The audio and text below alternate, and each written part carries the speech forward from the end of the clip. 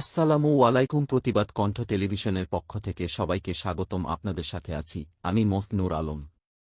স্বামী সন্তান থেকে মাকে বঞ্চিত করার অভিযোগ মীরা কাশ্মীরি, মালেক চৌধুরী এবং সাত্তারের বিরুদ্ধে টাকার লোভের নেপথ্যে ষড়যন্ত্র। দিনাজপুর জেলার বোচাগঞ্জ উপজেলার বড় সুলতানপুর গ্রামে একটি চাঞ্চল্যকর ঘটনা ঘটেছে। অভিযোগ উঠেছে গুচ্ছ গ্রাম আবাসনের বাসিন্দা মীরা কাশ্মীরি, মালেক চৌধুরী এবং মোহাম্মদ সাত্তার মিলে মোছা আশা আক্তার নামের এক মাকে তার স্বামী ও সন্তানদের কাছ থেকে বঞ্চিত করেছেন। অভিযোগ অনুযায়ী এই ষড়যন্ত্রের পেছনে রয়েছে মোটা অঙ্কের টাকার লোভ।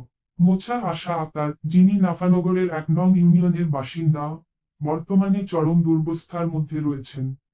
তার স্বামী মোহাম্মদ মজিদ এবং ৩টি শিশু কন্যা সন্তান জান্নাতি ৪, ফুলসুরাতি ৪ এবং মিম ৩ এর কাছ থেকে তাকে দূরে সরিয়ে রাখা হয়েছে। অভিযোগ করা হয়েছে যে গুচ্ছ গ্রাম আবাসনের মীরা কাশ্মীরি, মালেক চৌধুরী এবং মোহাম্মদ সাত্তার পরিকল্পিতভাবে এই কাজ করেছেন। পরিবার সূত্রে জানা গেছে, অভিযুক্তরা টাকার লোভে এবং নিজেদের স্বার্থ হাসিলের জন্য এই অমানবিক কাজ করেছেন। তারা স্থানীয় প্রভাব খাটিয়ে মোছা আশা আক্তারকে তার পরিবার থেকে বিচ্ছিন্ন করেছেন। মোছা আশা আক্তার বর্তমানে একাকিত্বে এবং চরম মানসিক চাপের মধ্যে রয়েছেন। তার ছোট ৩টি কন্যা সন্তান মাকে ছাড়া অসহায় অবস্থায় দিন কাটাচ্ছে।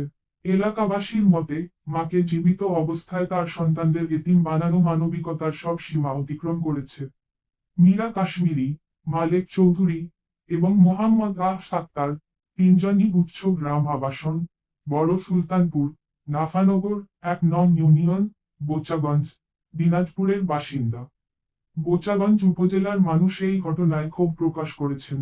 তারা বলছেন, যারা ৩ কন্যা সন্তান জান্নাতি, ফুলসুরাতি এবং মিমকে মায়ের জীবিত থাকা সত্ত্বেও এতিম বানিয়েছে, তাদের দ্রুত আইনের আওতায় এনে দৃষ্টান্তমূলক মাধ্যমে শাস্তি দেওয়া উচিত।